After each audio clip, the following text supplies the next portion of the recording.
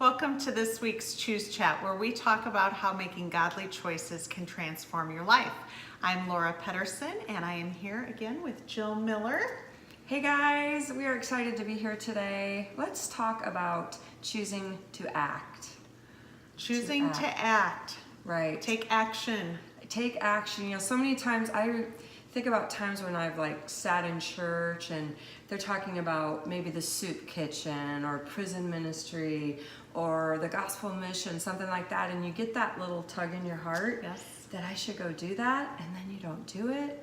I mean, so it's so easy to get caught up in our busy lives that those acts of service that God is calling us to, sometimes we don't have time for them. Yeah. And right? I think you hear a lot from people, I just want to hear something from God. I just want, it's like they want this formal conversation to start happening. And what we have to realize is that the Holy Spirit comes and talks to us in lots of different ways. He does. Whether it's just the thought that comes into our mind from nowhere or that tug on your heart when you hear something in church.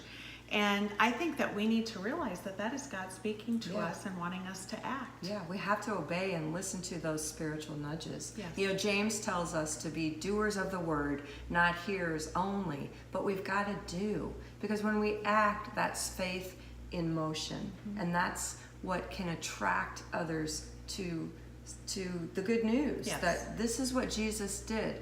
Jesus did acts of service. And the other reason it just hit me as we're talking, that action is so important, because if we don't act and serve others, we can get so caught up in ourselves. Yes. And that's where selfishness and depression, all those negative things happen when we get caught up in us. And when our focus is just on us, we're never going to be in a good place. No, and we need to be a servant to others. That's what God really calls us to be here on this earth. And that takes action.